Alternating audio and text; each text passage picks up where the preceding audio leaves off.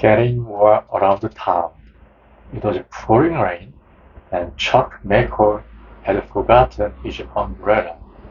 His office was 4 blocks away, and he had an important meeting in 30 minutes.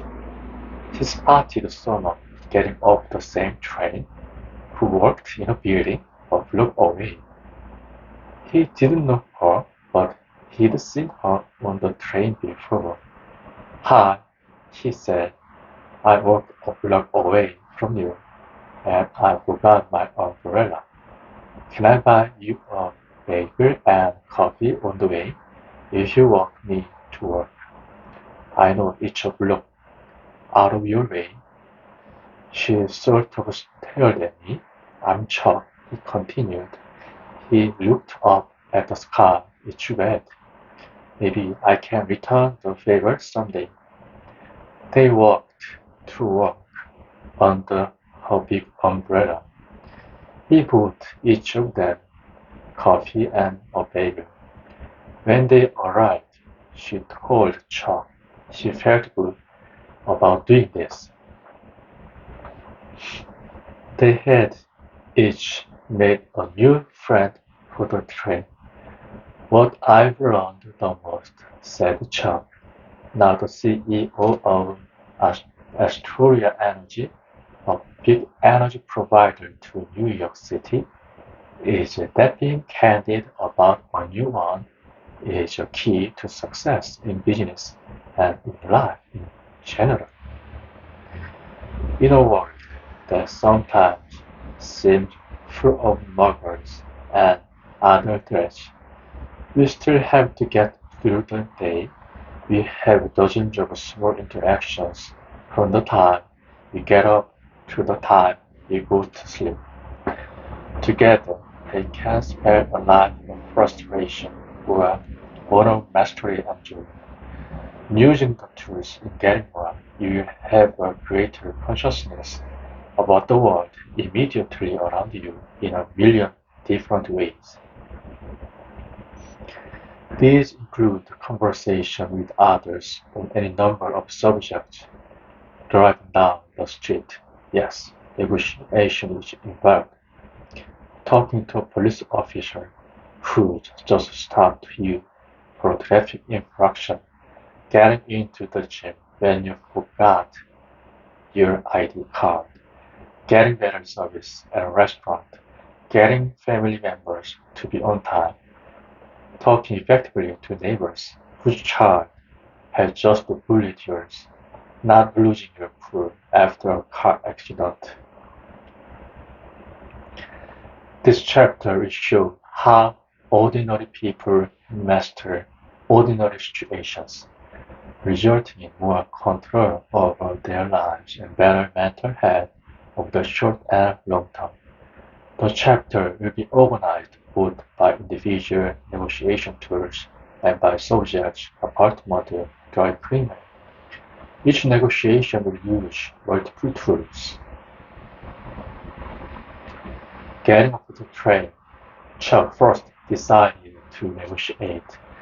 Then he traded items of unequal value, a bagel in return for shelter.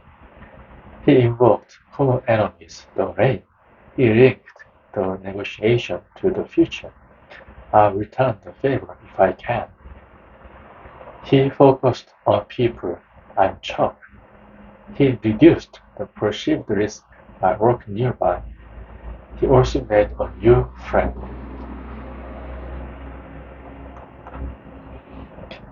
The pictures in their heads. Let's start with the dry cleaner. Not a very big subject, but it, it gets people exercised the world over. So many of the participants in my course write me about problems with their dry cleaner, and it's really representative of a small family-owned business that you deal with daily in your town.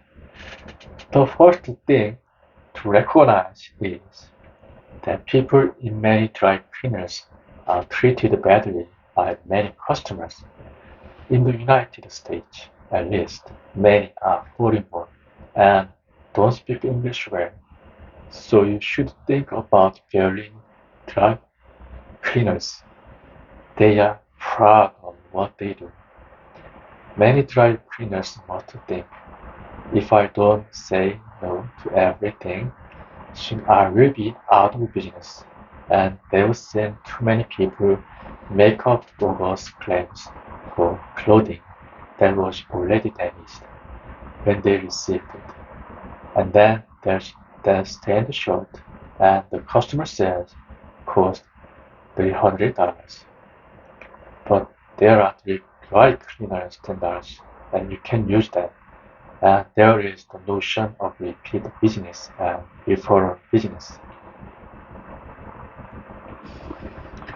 Let's start with something simple. Aku Kota, a strategy and analytics manager for a large internet firm, was looking for a new dry cleaner. He told a prospective dry cleaner he'd have clothes to dry clean every week. He offered to recommend other people where he lives and works. Does the dry cleaner give discounts for that sort of things? Yes, he was told 10%. This seems like the standard discount if you make any collaborative overture. Many people don't ask for it. Think of reducing a lot of your cost by 10% off the bat. And that's after tax income. Justin Bayer's shirt was ruined with grease stains when he got it back from the dry cleaner. The shirt was not brought in with grease stains. Not our fault, he was told. It seemed to be a standard response. Instead of going ballistic, Justin told the dry cleaner, Susan, I'm sure the shirt didn't come in with grease stains, but why argue over it? Can you reclean it at no charge? Yes. He offered the dry cleaner face saving. Of course, the dry cleaner knew he was blowing smoke. The shirt came back with spots. I was so Justin said. I've been coming here for almost 2 years. I've recommended you to friends. What is your policy on customer satisfaction? Sojong told him it was to try hard for customers to be satisfied. Do you ever give a refund for damaged items? Yes, when is our mistake? Well said Justin. I'd like to be a satisfied customer, and there is some question here. At that point, Sojong offered him $50. How about free dry cleaning instead? Said Justin. So Justin gave him $100 worth of free dry cleaning. Justin, who works for Boston Consulting Group in Chicago, never raised his voice, never said anything arrogant. He just kept looking for a solution that didn't blame anyone. Note: this example is a surrogate for the camera store, the shoe repair shop, the local clothing store, the nail or beauty salon, and so forth. When Shakin's shoot had a tail, he didn't know if it happened at the dry cleaning or not. Our dry cleaners place a lot of value on loyalty and customer satisfaction, was the slogan on the wall. He thought about how the dry cleaner from another culture might view a U.S. attorney, and a U.S. Labor Department attorney said he couldn't be sure it happened at the dry cleaner, but he'd been a regular customer. Could the dry cleaner help him out? They fixed it at no charge. How far will the other person go? How far do you want to go? Sebastian Rubens' wife, Roger, needed his dress shirt from the dry cleaner for an important interview. The shirt was not ready. default to the printed slogan, "We love our customers," anger would have led to a dead end, he realized. So Sebastian gave the dry cleaner details about the importance of the interview, how he didn't have time to wash and iron another shirt, and didn't have the money to buy a new one. "Do you have any shirt that could fit me?" he asked. Without skipping a beat, the dry cleaner went to the rack, eyed Sebastian for size, and picked out someone else's clean white shirt hanging on the rack. He gave Sebastian the shirt. Sebastian tried it on, feeling the cool elegance of the newly cleaned shirt. He adjusted his tie, slipped on his suit jacket, and went to the interview. Sebastian had given the problem away to the dry cleaner, but before he did that, he gave enough details so the other party felt it was a problem worth taking on. He got the other party personally involved. The more visual the picture you create, the better. Some people will have a problem with this. If you do, don't do it. Apartment living can be a hassle. So many people in closed spaces, so many managers that look at any expense as a loss of profit. But it is possible to enjoy fixing problems. It doesn't have to be all about aggravation, threats, and non-responsiveness. Just use some of these negotiation tools. Here are four examples of the same problem with different outcomes based on the use of negotiation tools. Jenna Morrow, a digital brand marketer in Brooklyn, told the manager of her apartment building that there were holes in her walls where mice could get in. "The super just gave me a traps and said the exterminator was coming," she said. The exterminator never came, and the hotel stayed there. David Weinstock also had mice in his apartment, told the manager about it, and nothing happened.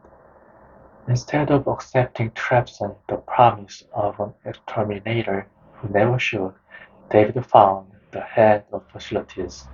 David quoted the apartment building's motto, "Our staff has been trained to appropriately respond to emergencies and assist residents in resolving concerns." The exterminator came the next day.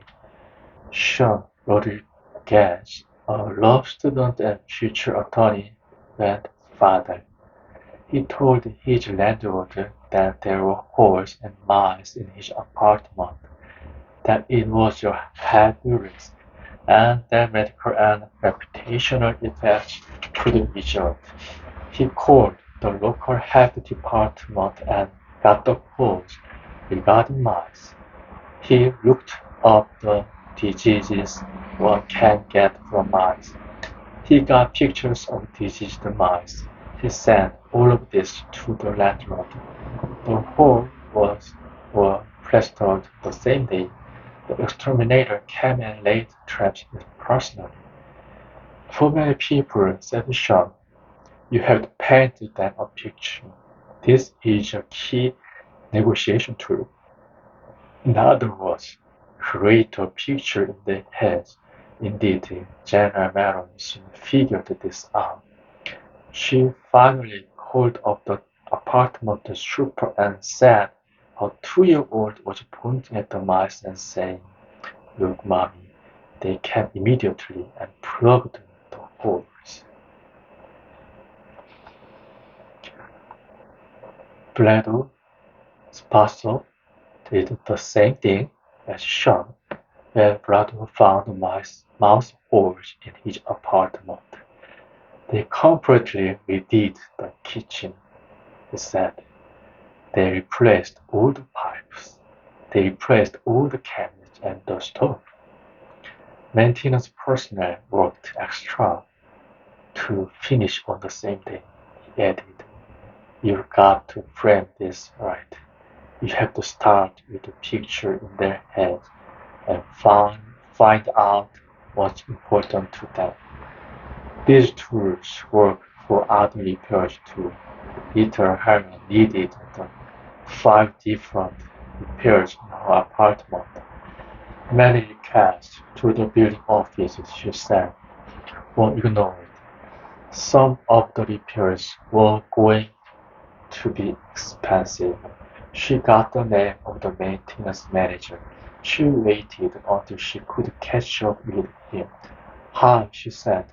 "I'm happy to meet the person who makes everything work around here." "What a standard."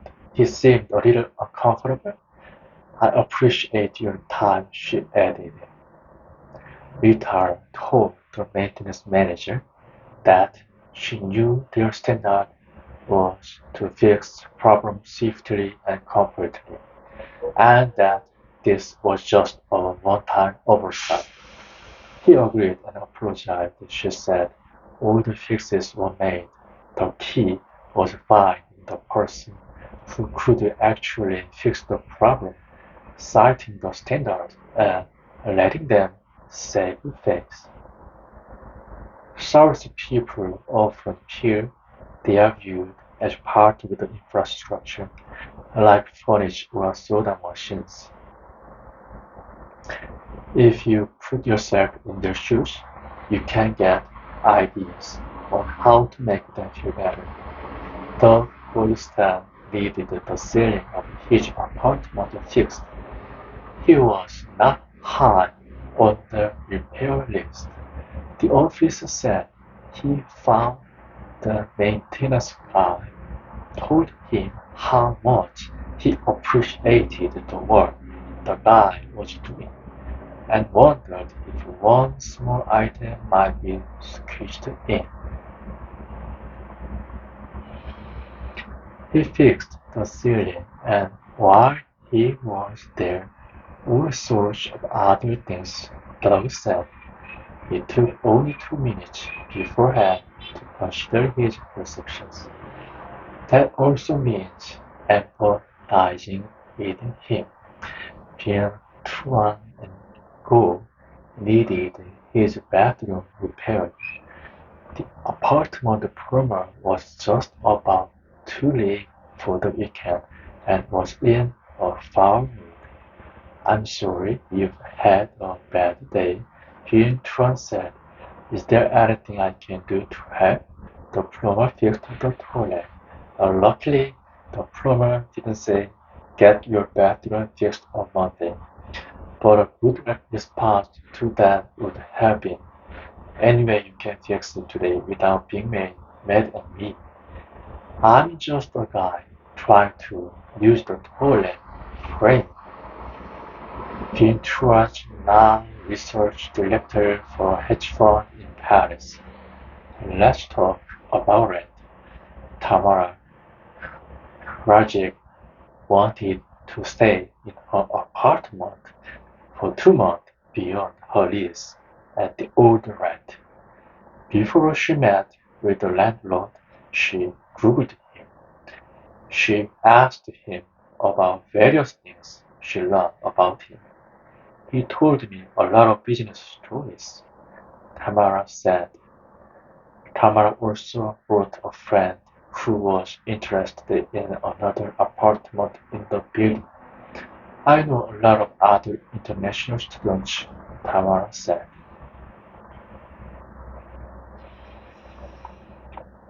Tamara got the extension at lower rent, saving $400, and she was told she would be paid $150 for each referral who rented an apartment. She had traded items of unequal value. Everyone was happy. As with other negotiations, the other person saying no often has a lot to do with their perceived risk. Kumar Dubur wanted to sublet his apartment. The landlord said no, as did the terms of Kumar's release. He tried to find out why they had a bad experience with subletting before. Kumar said they had evicted the tenant for non-payment of the rent.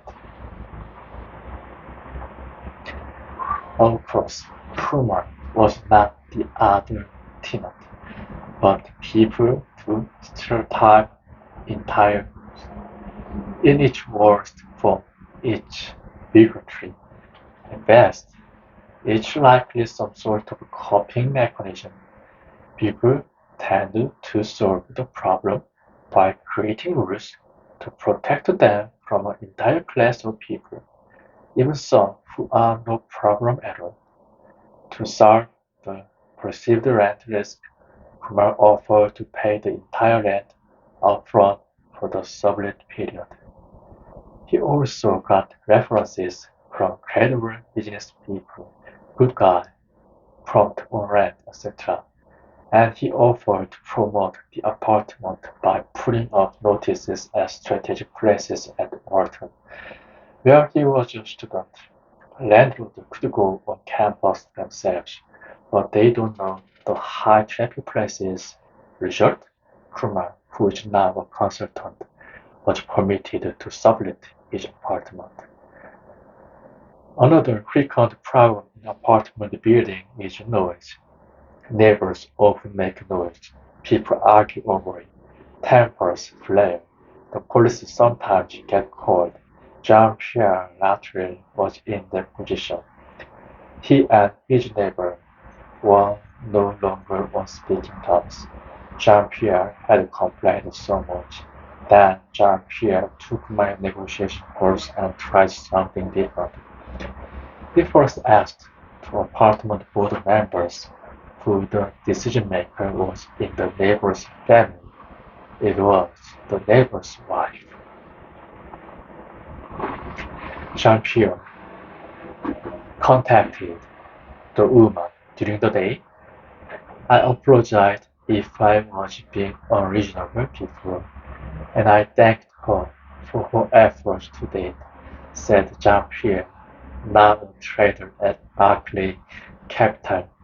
He wanted to know if he could be helpful in reducing the noise even further without upsetting their lifestyle. The two of them brainstormed. The neighbors agreed to put felt pad under their chair and table legs and padding underneath their legs. Jean-Pierre offered to pay half the cost. She insisted it was not necessary. Getting more will help you deal with crazy people too. Just stay calm, provide details, call in third-party advisors, provide emotional payment, and gently name bad behavior. Don't tell them they are crazy.